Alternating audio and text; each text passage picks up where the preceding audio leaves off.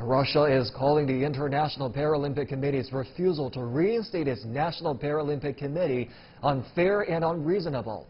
The IPC announced this week it was upholding a suspension on Russian athletes for doping, but said a final decision on Russian participation in the Paralympic Winter Games in South Korea will be made next month. Our Julia Lyubova has more from Moscow.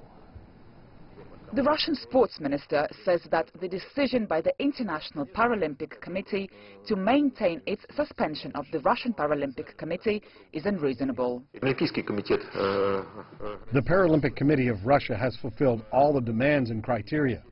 I don't see any reasons why the International Paralympic Committee doesn't reinstate the Paralympic Committee of Russia. The IPC said it would make its final decision on whether Russian athletes can compete at the upcoming Paralympic Games in Pyeongchang in late January.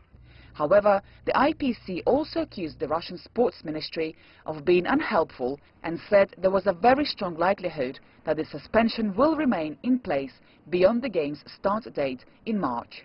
The IPC says there are still 5 key measures to be met before Russia's reinstatement.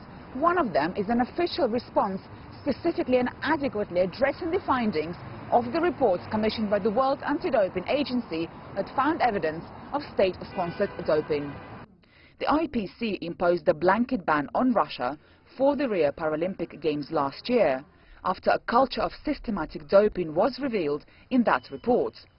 And Russian Paralympic athletes have not been able to take part in international championships since. It means we can't participate in world or European championships, can't participate in international competitions. It has hit the Paralympic movement and the athletes because we cannot compete anymore and our results are not getting better. Russia says it will continue to work with the IPC to have the Russian Paralympic Committee reinstated as soon as possible. Julia Lyubova, CGTN, Moscow.